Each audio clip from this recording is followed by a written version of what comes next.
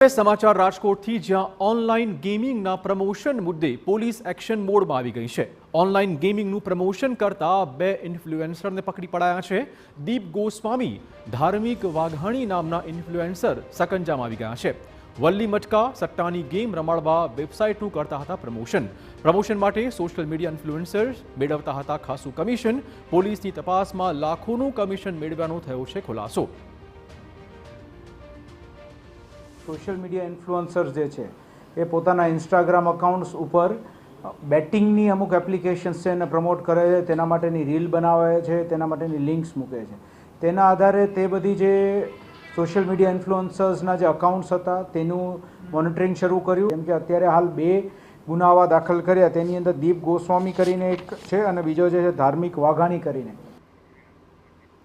તો સોશિયલ મીડિયામાં આરોપીઓના લાખો ફોલોઅર્સ છે। ફોલોઅર્સની હારજીત પર મેળવતા હતા કમિશન। ઓનલાઈન ગેમિંગ વિશે પોલીસની નાગરિકોને અપીલ સામે આવી છે। દરેક માતા પિતા બાળકો પર વિશેષ વોચ રાખે આ સલાહ પોલીસે આપી છે। ઓનલાઈન ગેમિંગ પાછળ પૈસા પણ લગાવતા હોય છે, વ્યાજખોરીના ચક્કરમાં પણ આ જ રીતે ફસાતા હોય છે। કે વિનગો છે તો તેની અંદર અલગ અલગ જે વરલી મટકાના જે આંકડા હોય છે તેમ આંકડા ઉપર પૈસા લગાવવાના હોય છે। ઇવેટર ગેમની અંદર અલગ અલગ જે વિમાનો ઉડતા હોય તો કેટલી સમય સુધી ઉડશે આ છે તે જેની પર બેટિંગ કરે અને જો જીતી જાય તો અમુક પૈસા મળે અને જો હારી જાય તો પૈસા જાય।